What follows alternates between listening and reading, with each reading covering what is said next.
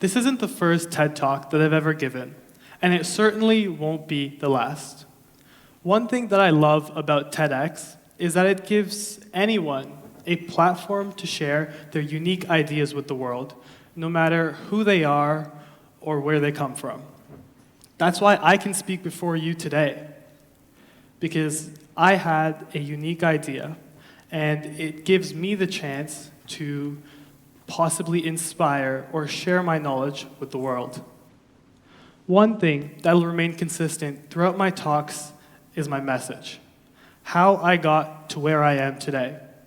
Because while we often hear about great discoveries or amazing ideas, we don't often hear about how they got there, the small steps they took, the challenges, moments, and sparks that ignited their passion and purpose.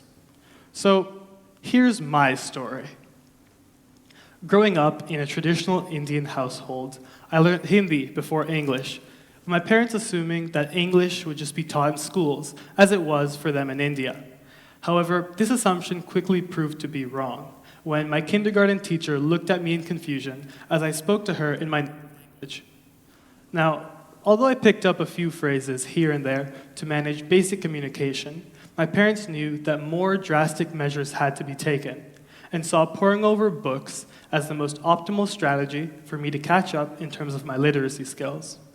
The first book I ever read was National Geographic's Science Encyclopedia of Everything.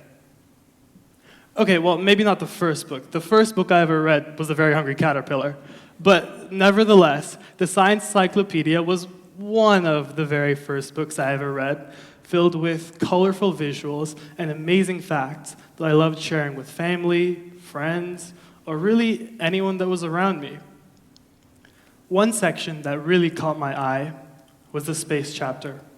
Learning about planets and stars was the most surreal experience I'd ever had, describing objects so immense in size and alien that they barely even seemed real.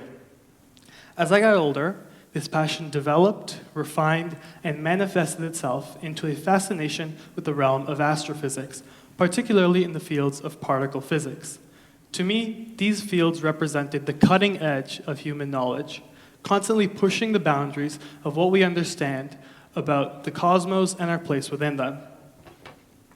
I came to this conclusion throughout various opportunities throughout my secondary school experience, including studying astrophysics at Johns Hopkins, exploring space observatories in Hawaii, and of course, my 6th grade science fair project, for which I built a model of the James Webb Space Telescope. Now, to me, this all seemed normal. I figured that in their early years, people went on experimenting with their life and used their collections of hobbies and passions to eventually choose their vocational aspirations for the rest of their life. However, this couldn't be further from the truth. In the summer of my junior year, I found out firsthand that only as little as 20% of youth worldwide actually get to make these kinds of decisions. I was on a trip to India, back home, visiting my family, when I was struck by a conversation I had with some of the boys on our street who had never even considered getting a post-secondary education. When I asked them why, they said that they had to go straight into the workforce in order to be able to financially support their families.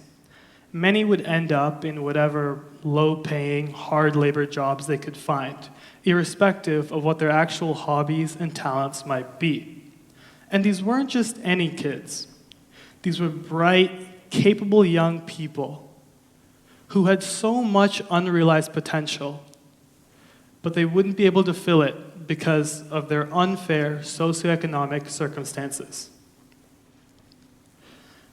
This realization stuck with me, and when I returned home to Canada, I realized that this was a big issue here as well in Toronto, where nearly 50% of families struggle to financially support all of their kids' educational ambitions. Coming from a financially comfortable background myself, I never truly realized just how many opportunities I take for granted. The first step to achieving your dreams is to have a dream, and a lot of kids worldwide don't even have the financial circumstances to do so. So what did I do?